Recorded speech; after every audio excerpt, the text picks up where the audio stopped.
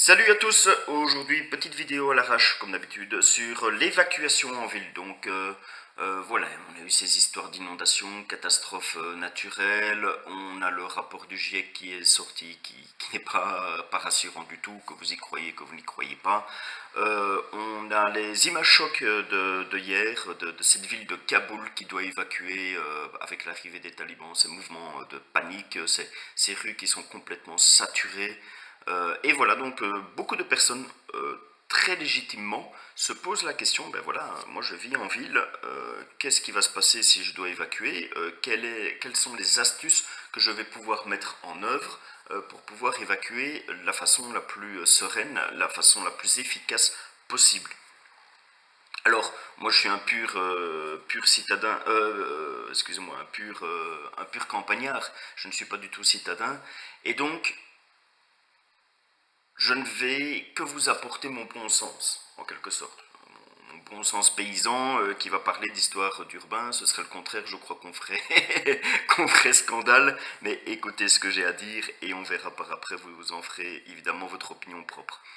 La première question, pour moi la base même du problème, c'est si vous craignez à ce point une multitude de scénarios qui vous amèneraient à évacuer, est-il encore légitime de rester en ville? Peut-être que vous n'avez absolument pas le choix, hein, pour des raisons familiales, de vie privée ou de boulot, de rester en ville. Et je peux le comprendre, je le respecte. Mais voilà, la vie est un ensemble de choix qu'il faut faire et qu'il faut assumer. Si de par votre analyse, vous vous rendez de plus en plus compte que cette ville, il va peut-être un jour falloir l'évacuer, ma première question est, est-ce pas possible pour vous de déménager tout simplement, de faire une évacuation soft dans le temps, dans de bonnes conditions? Voilà.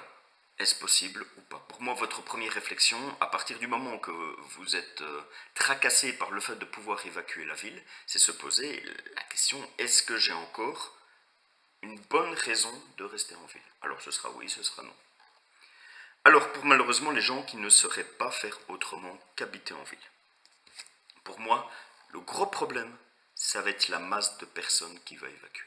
Quel que soit le moyen d'évacuation, que certains aient prévu des camping-cars, des bus, des camions, des voitures, des motos, du vélo, à pied ou en rampant dans les égouts, à partir du moment que vous allez évacuer en même temps qu'énormément de personnes, vous allez avoir des impacts négatifs, il me semble. La circulation va être rendue plus difficile, il va y avoir une nervosité ambiante, et peut-être même qu'il y aurait, notamment par exemple dans des cas de grosses pandémies ou autres, des blocus qui pourraient être organisés. Donc pour moi, le grand secret d'une évacuation, je ne vais pas dire le grand secret, mais un des grands secrets d'une évacuation en ville réussie, c'est de pouvoir être informé avant les autres et de prendre la décision d'évacuer avant les autres.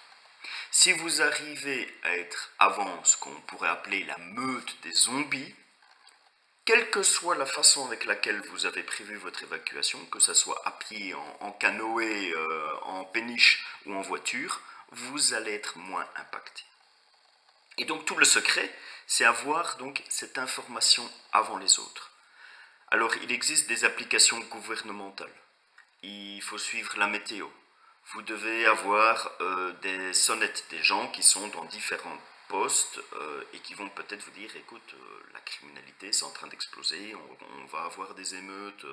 Tout ça, c'est des choses qui ne sont pas toujours surprises, des choses que certaines personnes sont au courant. Je prends encore une fois le cas des inondations en Belgique, c'est pas une surprise. Quand on voyait les annonces météo, qu'on voyait le nombre de millimètres qui allait tomber en très peu de temps, quelques jours avant, vous auriez pu être en mesure de dire oula, vaut mieux que j'évacue mon bâtiment parce que de 1, je vais être inondé et de 2, ça va être une plus grosse inondation que d'habitude. Donc, avoir cette information avant les autres sera capital, je pense, pour pouvoir évacuer. Donc ça veut dire que vous devez avoir presque des checklists, des choses qui sont déjà établies. Oh là, ou peut-être même une échelle de décision. Je suis dans un code rouge, je suis dans un code orange, je suis dans un code jaune, je suis dans un code vert, et voilà déjà ma réaction qui est prédéfinie en fonction du code.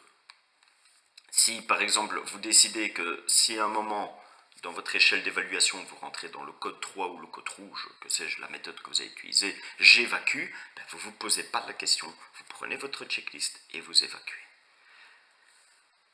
Donc c'est bien d'avoir l'information suffisamment tôt, mais faut-il encore l'analyser justement et prendre votre décision rapidement? Beaucoup de personnes malheureusement bloquent à ce moment-là. Ils ont l'info, ils savent que ça peut éventuellement poser problème, mais ils restent là, se mordre la queue et finalement ils ne prennent pas la décision et quand ils la prennent, malheureusement ils ont perdu un temps précieux. Être informé en avance, prendre sa décision en avance. Ensuite, une fois que votre décision est lancée, il faut que ça soit expéditif. Et c'est là l'intérêt des sacs d'évacuation, des kits véhicules et autres, c'est que très rapidement, vous n'avez pas besoin de réfléchir, vous chargez tel sac, tel sac, tel sac dans la voiture, ou vous empoignez tel sac sur vous, ou vous sortez le camping-car qui est déjà tout préparé, que sais-je, mais vous avez un système que, une fois que vous avez pris la décision d'évacuer, vous êtes capable de le faire en un temps record. Si vous êtes informé plus rapidement que les autres, si vous prenez votre décision plus rapidement que les autres et que vous êtes capable d'évacuer plus rapidement que les autres, je ne peux qu'espérer que vous serez parti, que vous aurez quitté la ville simplement avant ce défilement de zombies qui va, d'une façon ou d'une autre, vous compliquer votre tâche. Voilà, c'est une réflexion, je ne vis pas en ville encore une fois, mais je pense que c'est une réflexion de bon sens qui peut être intéressant pour vous, citadins, qui auraient ou qui n'auraient pas le choix de vivre en ville avec peut-être le risque de devoir évacuer. Très bonne journée à vous et préparez-vous.